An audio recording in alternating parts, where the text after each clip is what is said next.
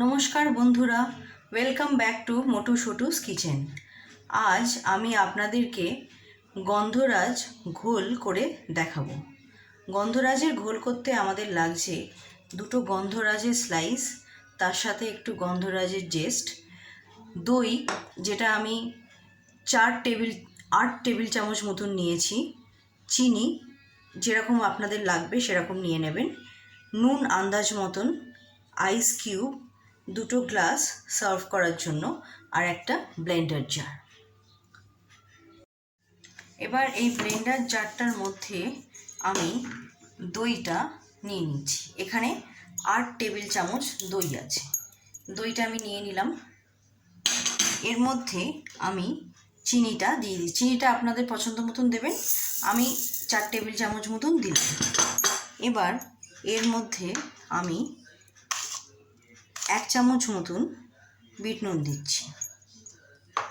Bit নুন দেওয়ার পর যে জেসটা তৈরি করে রেখেছিলাম লেমনের, সেই জেসটা দিয়ে দিলাম। গন্ধরাজের জেসটা আমি দিয়ে দিলাম। এবার এর মধ্যে একটু ঠান্ডা জল দিয়ে আমি এটাকে ব্লেন্ড করে নেব। ঠান্ডা জল দিচ্ছি। ঠান্ডা জল দিয়ে আমি এটাকে ব্লেন্ড করে নেব। দেখুন বন্ধুরা, আমাদের এটা ব্লেন্ড হয়ে গেছে। এবার এর মধ্যে আমরা গন্ধরাজ লেবুর একটা স্লাইস একটু নিগড়ে দিচ্ছি, আর একটা স্লাইসও আমি একটু নিগড়ে দিলাম। দুটো স্লাইস আমি ভেতরে দিয়ে দিলাম। এবার এটাকে আমরা সার্ভ করে নেব।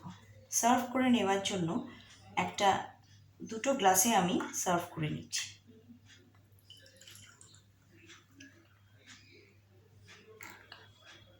এবার এর ওপরে আমরা আইস কিউব দিয়ে দিচ্ছি।